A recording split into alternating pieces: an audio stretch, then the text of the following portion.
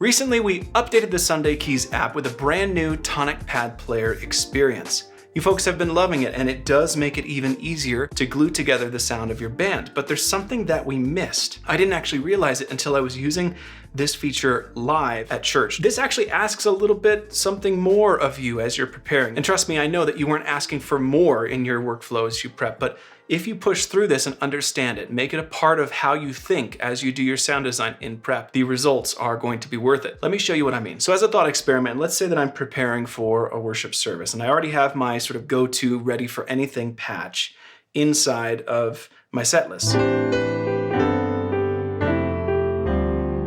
This is a patch I use for all those not planned moments, and then also as a template for me oftentimes as I build patches for each song in the set list. If you want to learn more about this Ready for Anything patch, hang out to the end of the video. We'll tell you how you can learn more about it.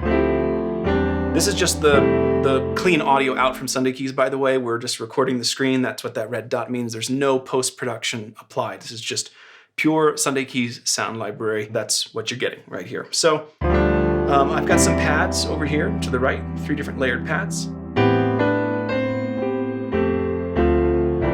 And they're all doing sort of that warm, mid-rangey thing in the same octave as the piano. So if I turn on the ambient pad here, the Tonic pad, you're gonna hear something pretty different from what I've got going on. Let's see if you can hear it.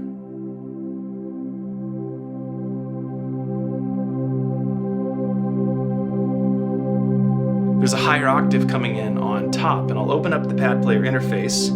You can see that I've got this dialed in pretty subtly. I can bring up the brightness here for this bright layer. I can also increase this dark melodic layer. You're going to hear the difference that this is making.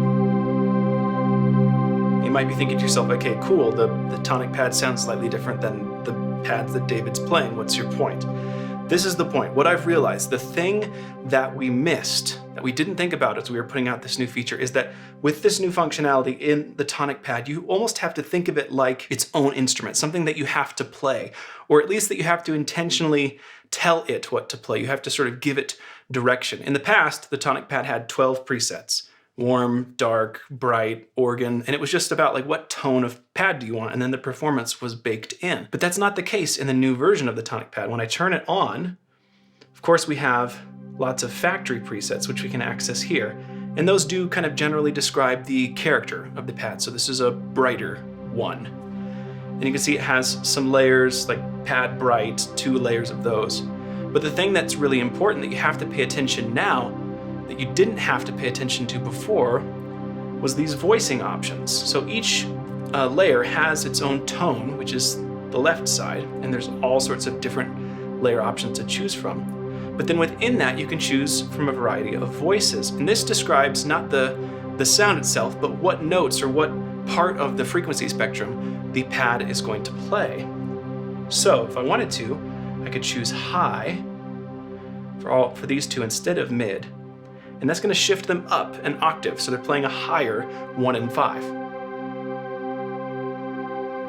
And we've also got a melodic option here and a second option, which is playing kind of the 1 and 2 in sort of a very slow, oscillating manner. Now the difference between this, which I've just dialed in, and I'll go back to the original, and that is pretty different. So this is warm, mid-range heavy, and it's going to glue in that space. And if I'm here,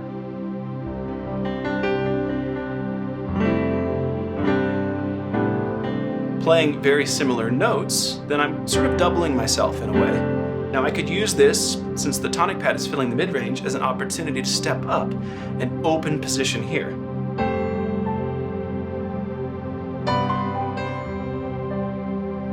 But I'm playing off of the Tonic pad.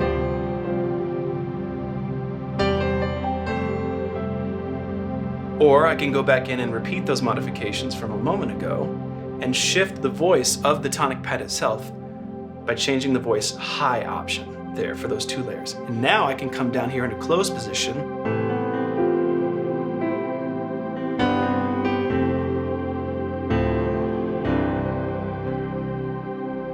you see what I mean about treating the tonic pad like its own sort of instrument? And the other thing I found is that I'm actually adjusting the volume of the tonic pad as I perform way more than I ever used to. If you go look at the tracks for any popular worship song, you're gonna find a track labeled keys or synth or pad or ambience, and it's gonna have something drony that goes throughout the song. But if you look at the waveform or listen to the track in isolation, you're gonna hear that it changes over time. Its volume changes, oftentimes its tone changes as well. But for live performance, the number one thing you can do is just use it like in this case, I would say like a high-end control, a brightness control. How much of that frequency space do I want to fill? So when I start the song, I might be down here.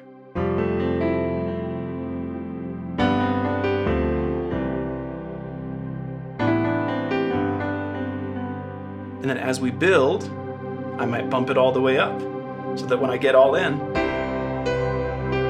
the pad is kind of all in also.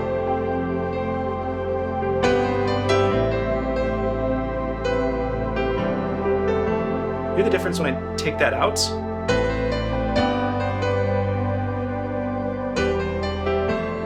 Now I could bring in brightness with the mod wheel to fill some space also, but using the tonic pad to fill in some of that high shimmery stuff, even with the mod wheel up, it's still adding. If I take it out,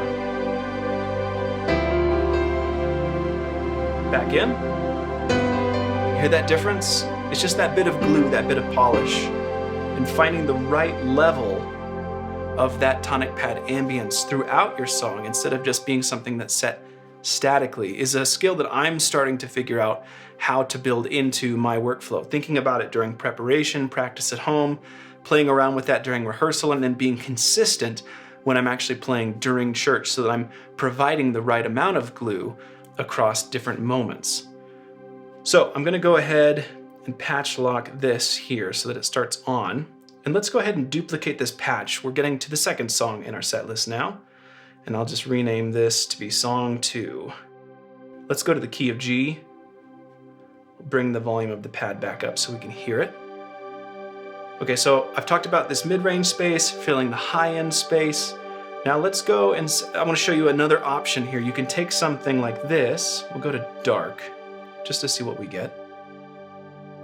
We're in the key of G now, so this is a bit of a higher key in terms of where the tonic pad is going to voice.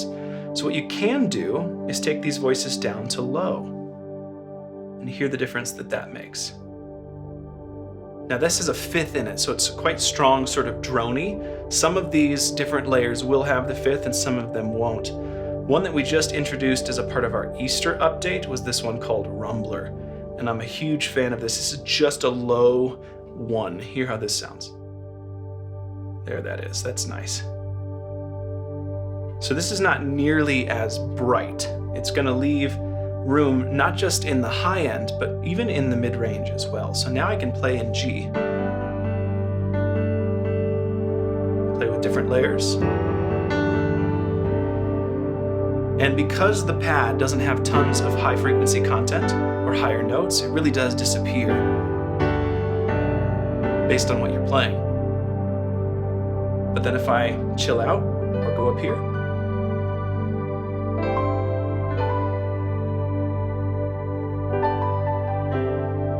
so if you're one that likes to jump up to those higher octaves and play delicate little parts,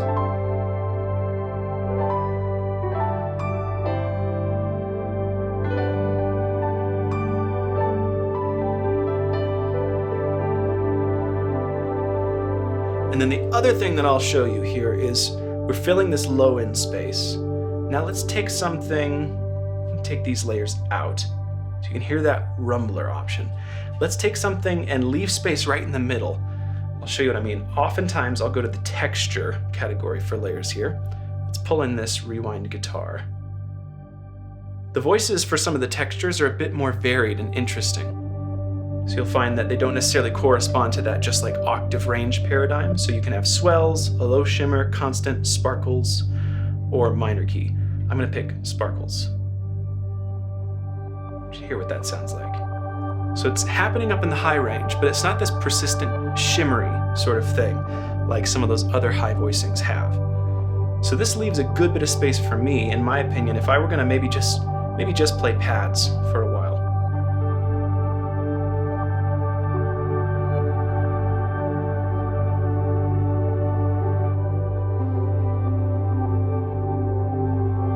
Maybe just really close position in the right hand, right around middle C.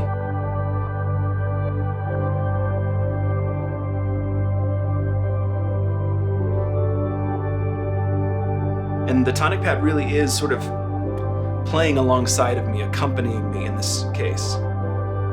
But these voicings are all designed so that they're never gonna step on anything that you do melodically, even the more melodic options. So I can bring this voice back in. And it's gonna introduce some of the 3, the 5, the 4 of the key, but they're always gonna be momentary and fleeting and never predictable, so it doesn't feel like it's playing out of time with you. So you always have control over the overall chordal definition, the shape of the sound. It just feels like you have somebody playing very articulately alongside of you. And then if we were to build this up, I could take this out a little bit, or I could even plan to open this up and bring down the low as we go, and bring up the second. As we start to build the song up, maybe the bass comes in, or I start playing sub bass. Maybe I'll add in a lead sound. I might bring the pad back up since I don't have that low character in there anymore.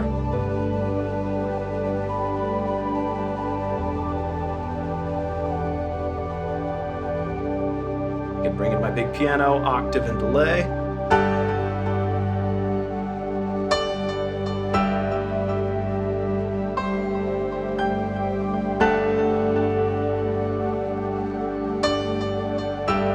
Here it is without the pad.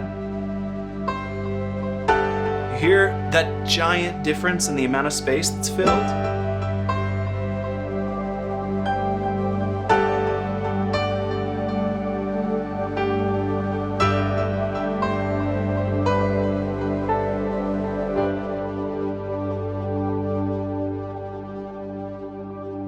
And remember, when you dial in sounds that you want for the tonic pad, then you always want to patch lock that if you know you want to recall them anytime you select that patch. And if you come up with a combination of layers and voices that feels more permanent to you, something that you're not just going to use for this song, but for many songs, or perhaps every time we play this song, then you can save it as a preset.